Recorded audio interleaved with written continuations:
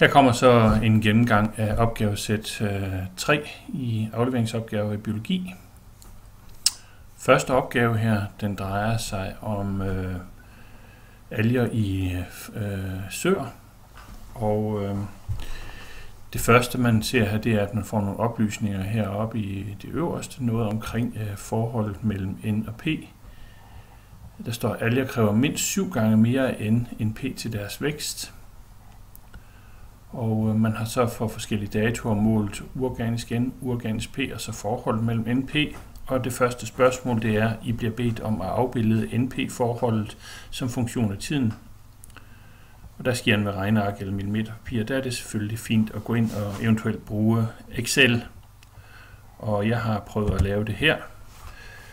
Og som I kan se her, så har jeg afbildet de to kolonner. Den ene, hvor det er datoen, og så forholdet mellem N og P som y-koordinaten. Og når man gør det, så skal man hele tiden vælge den graftype, der bare forbinder punkterne, ikke noget med dem, der udglatter kurverne. Og man skal gerne på grafen angive de forskellige punkter, så man kan se, hvor er det rent faktisk, man har målt. Så det vil sige, at den linje, der går ind imellem, det er jo ikke den reelle, men det er bare en forbundet mellem de to punkter. De reelle målepunkter er angivet her som firkanter. Og husk at få x- og y-akse titel på, en overskrift. Når man nu har regnearket i gang, så kan man jo bruge det til mange ting. Man kan jo for eksempel lægge den linje ind, der viser, hvor NP-forholdet lige akkurat er 7, det vil sige den røde linje her. Og så kan vi se alle de steder, hvor den ligger under. Det er der, hvor algerne er begrænset, og der, hvor den er over, det er der, hvor der er mulighed for algevækst. Man kan så også markere de to områder, hvor den er under 7. Men sørg for at have de ting i orden, når I svarer på det her spørgsmål. Næste spørgsmål. Angiv, hvilke perioder NP-forholdet er begrænsende for algevækst i overfladevandet. Og vi ved, at NP-forholdet er begrænsende, når det er under 7, så vi går tilbage til vores graf her.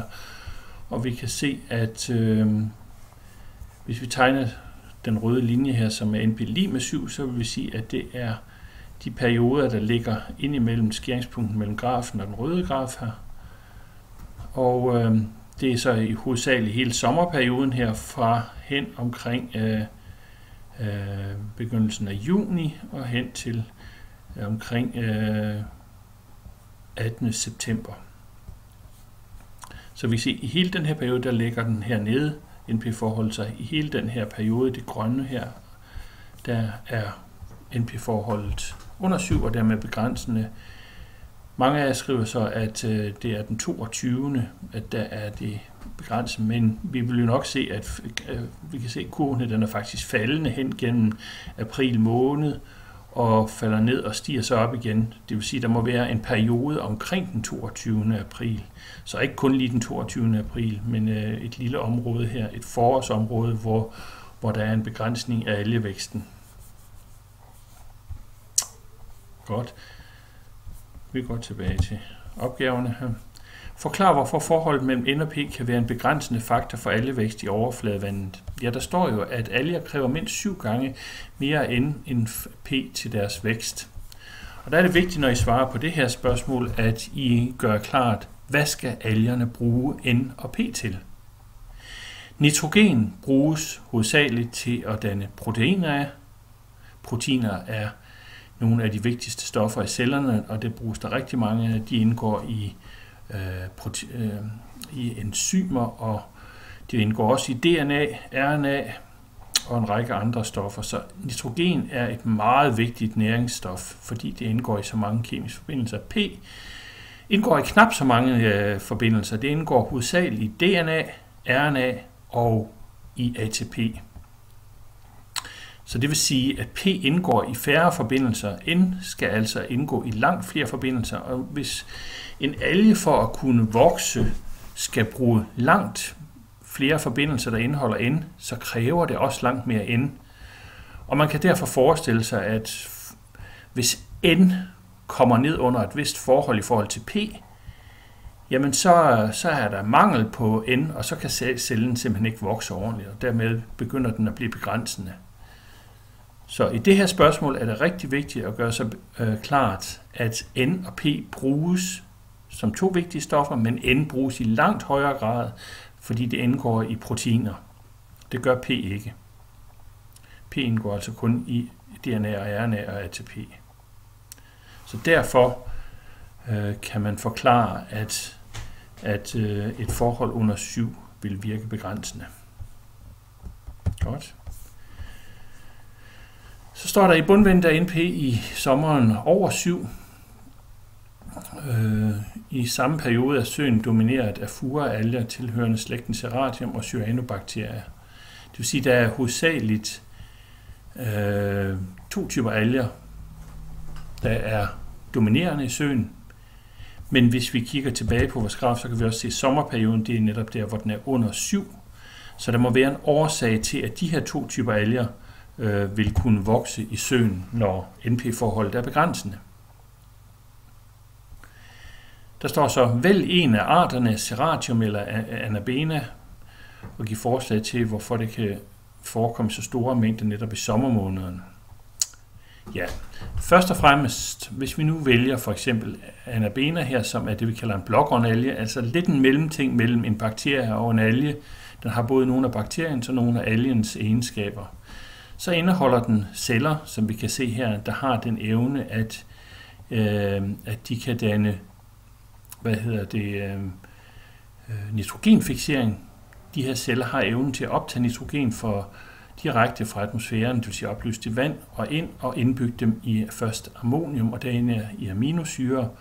Og på den måde vil blågrønalgen kunne dække sin tilførsel af N gennem N2. Det kan alle de andre alger ikke. Derfor vil de være begrænset, når NP-forholdet er under 7, som det jo netop er i sommermånederne. Blågrønalgen har derfor nogle fordele frem for de andre og vil kunne vokse på tidspunkter, hvor de andre alger er begrænset. Derfor vil man ofte se i sommermåneder, hvor det er varmt og der er meget lys, at de her alger kan vokse, trods at de andre alger er begrænsede. Hvis vi kigger på den anden, Serratium, så har den 2 egenskaber. Dels har den flageller, det vil sige, at den kan bevæge sig op og ned i vandsøjlen. Det vil sige, at den kan bevæge sig ned der, hvor NP-forholdet er større, og dermed kunne vokse stadigvæk. Desuden så har den evne, at den kan optage organisk kvælstof. Det vil sige, at den er en form for heterotrof.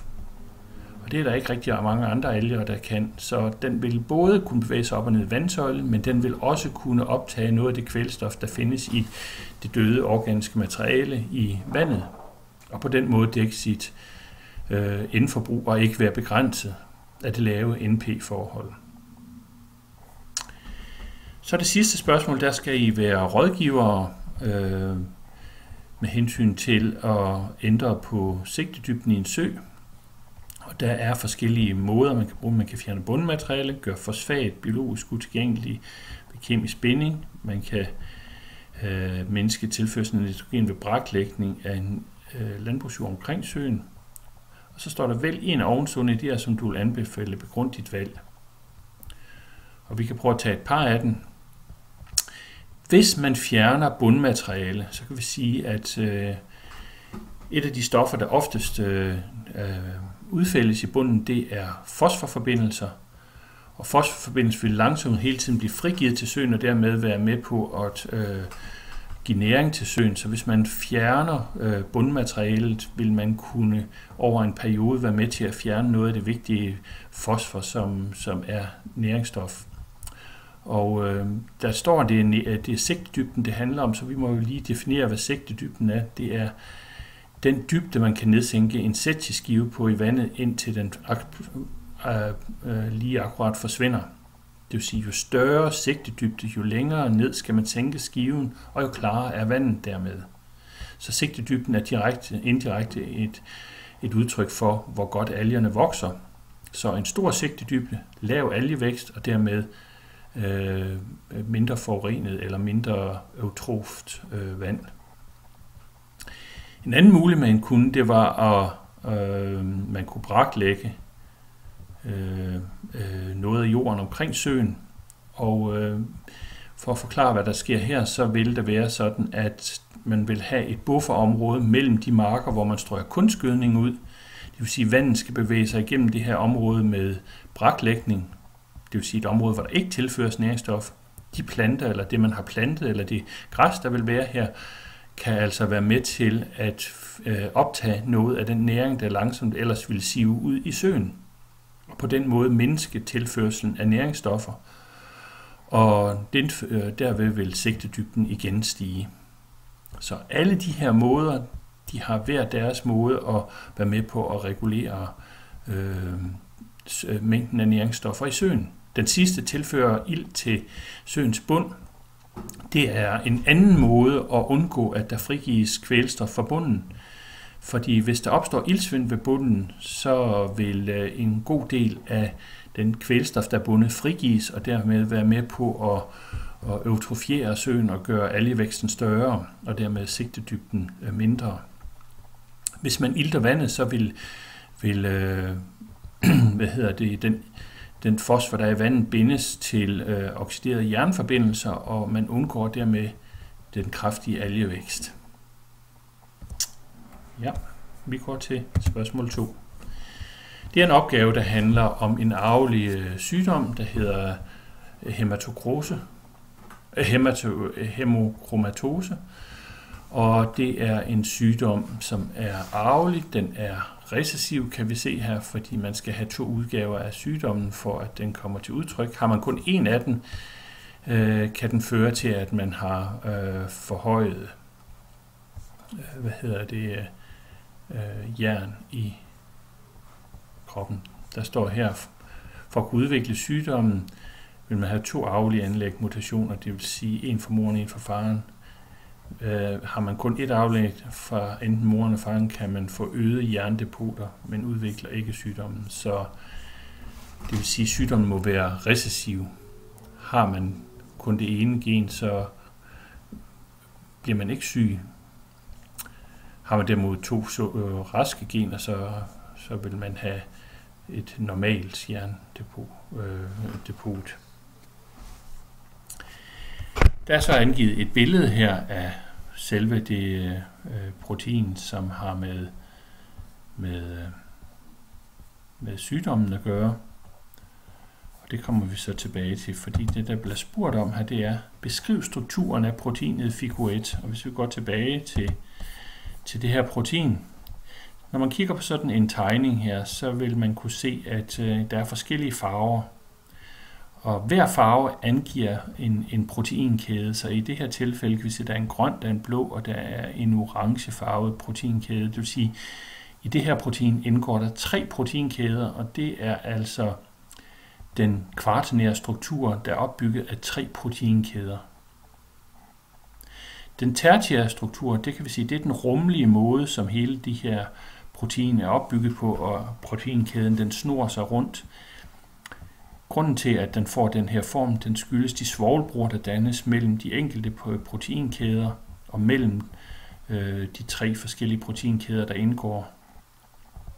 Der kan også være nogle ionbindinger og nogle hydrogenbindinger, der holder den rummelige struktur på plads.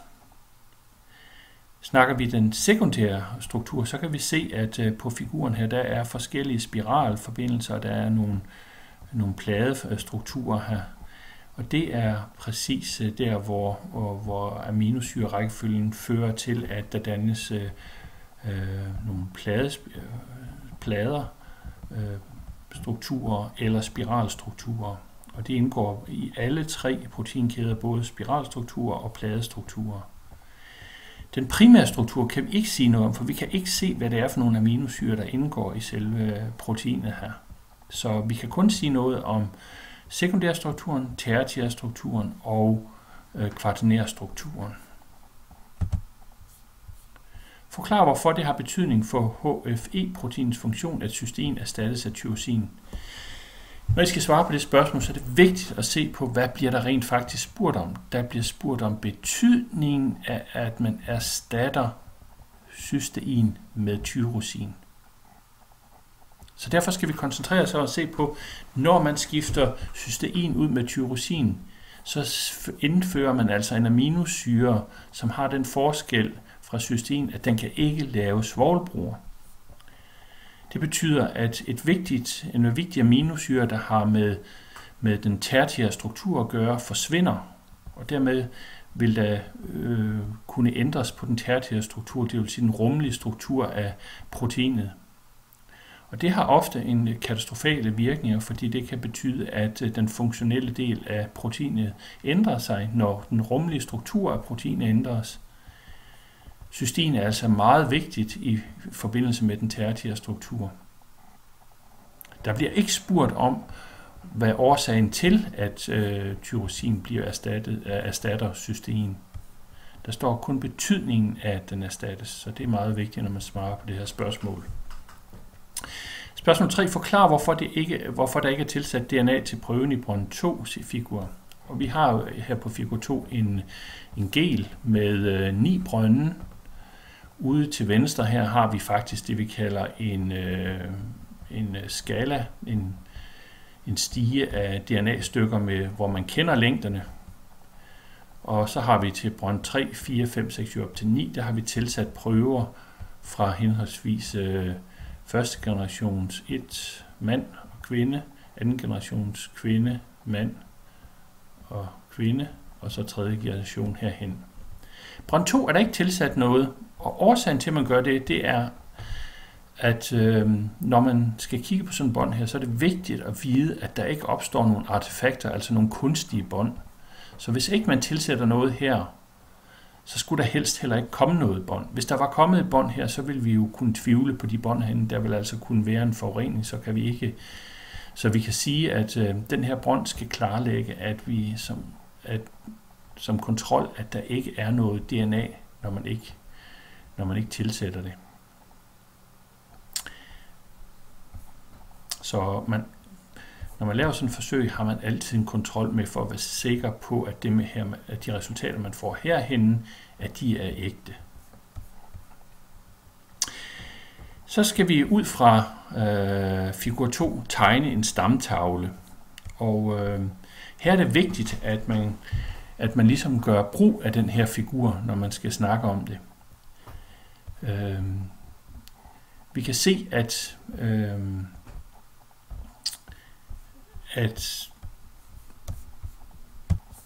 for at kunne bruge den her, så er det vigtigt, at vi går lige tilbage i teksten og ser en af de oplysninger, der gives her. Der står nemlig her nede i teksten, resultatet af restriktionsanalysen, som er det, vi kan se på gelen af figur 2, er, at personerne 1.1 og 1.2 er raske. Og hvis vi går tilbage til figuren her, det vil sige den her og den her, de er raske. Så kan vi se, at båndet hos 1.2 er tykkere end de bånd, der er her, hvor der er 2. Og det skyldes selvfølgelig, at her får vi nogle DNA-stykker, der kommer fra begge kromosomer. Herover får vi 2 forskellige, fordi man har en heterozygot. Når begge kromosomer indeholder det samme gen, vil vi få kun et stykke, det vil sige et tykt bånd. Findes der 2 forskellige udgaver, et på hver sit kromosom, så får vi et bånd for hvert af kromosomerne, men det bliver tyndere, fordi det er mindre mængder. Så vi kan se her i 1.2, 2.1, 3.1 og 3.2, der har vi tykke bånd, det vil sige, at de er alle sammen homozygoter. De andre steder, hvor vi har 2 bånd, er der heterozygoter. Men hvis vi ved, at 1.2 er rask, så må det her bånd jo være et udtryk for det raske gen. Så derfor kan vi sige, at her har vi en heterozygot med 2 raske, det vil sige det dominante. Det kunne vi for eksempel kalde H, store H.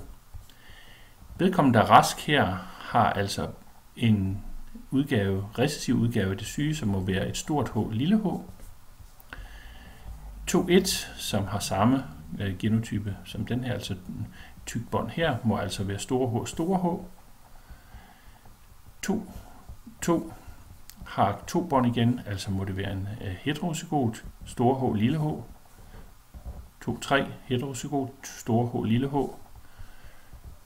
3-1 har kun det raske, altså homozygot, store H. Og så har vi endelig en 3-2, som indeholder 2 recessive udgaver, det vil sige lille h, og vedkommende må altså være syg. Nu kan vi så opstille stamtræet. De her 2, der står gift med 2-2. Det vil sige, at 2-3 er gift med 2-2. Her har vi altså i bedsteforældregenerationen, de 2, der er gift der har vi en bærer, der får børn med en homozygot rask. Og de får de her 3 børn her.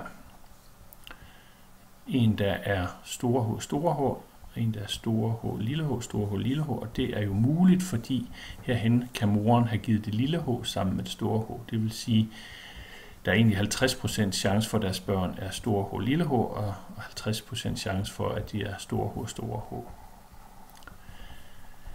Så kan vi se desuden, at 2-2 er gift med 3-2. Det vil sige, at det her det rent faktisk ikke er et barn af, så det her det er i anden generation, en der er gift med vedkommende her. Det vil sige, at vi har 2 bærere, der får børn. Det vil sige, at nu har de faktisk mulighed for at få et barn, der er sygt, fordi de har begge 2 en udgave af det syge gen. Og vi kan se, at de får et barn, der er homozygot, rask, store H, og et barn, der er sygt, lille H. Så ud fra figuren her kan vi forklare genotyperne, og da vi får oplysninger om, at lige præcis de 2 her, 1-1 og 1-2 er raske, så må vi kunne konkludere, at det er den her allel, altså den her DNA-stykke, der er det raske. Godt. Så har vi angivet både fænotyper og genotyper. Diskuterer artiklens afsnit om familieundersøgelse. Vi går lige tilbage. Der står, når en person har fået påvist hæmatokrose, bør hans eller hendes nærmeste familie undersøges for eventuelt sygdomsanlæg. Det omfatter forældrene, hvis de er i live, samt ægtefælle og børn. Hvis den ramte ægtefælle er anlægsbærer, skal børnene også undersøges. Har den ramte ægtefælle ikke sygdommen, er der ikke grund til at undersøge børnene. Lad os prøve at tage fat. Det omfatter forældrene, hvis de er i live. Altså hvis vi har fundet en person, der har fået påvist sygdommen, så kan man spørge sig selv. Her har vi for eksempel et barn, der har fået påvist sygdommen. Hvorfor er det så vigtigt, at vi går ind og får undersøgt de her 2 forældre? Ja, de her 2 forældre. Ja, det er jo for at finde ud af, om de begge 2 er bærer eller syge. Det kunne jo være, at de faktisk havde sygdommen, kunne blive behandlet. Det kunne også være, at man kunne se, hvis nu de kun er bærere begge 2, det vil sige, at de ikke har sygdommen, så kan man i hvert fald se, at der vil være en vis sandsynlighed for, at de andre børn, de får også kunne have sygdommen eller være bærere forhøjet. Så står der, hvis den ramte ægtefælle er anlægsbærer, det vil sige, at vi har en, der er syg her, og er gift med en, der er bærer, ja, så er det vigtigt at få undersøgt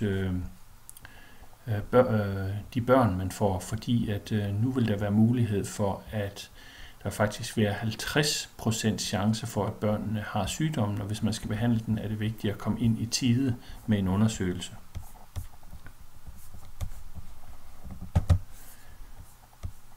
Har den ramte ægtefælle ikke sygdomsanlæg, er der ikke grund til at undersøge børnene? Ja, det kan man jo sige, at det kunne jo måske være en god idé alligevel, fordi man kan godt have forhøjet tal af det, som kunne være godt nok at vide, at om man skulle behandle. Det kunne også være vigtigt at se, om nogle af børnene faktisk var blevet bærere, fordi når de nu skal have børn, så kunne man være opmærksom på, at hvis de møder en partner, der også er bærer, at de kan få børn, der bliver syge. Så der er altså forskellige ting, der kan være værd at undersøge, når en person har sygdommen. Ja.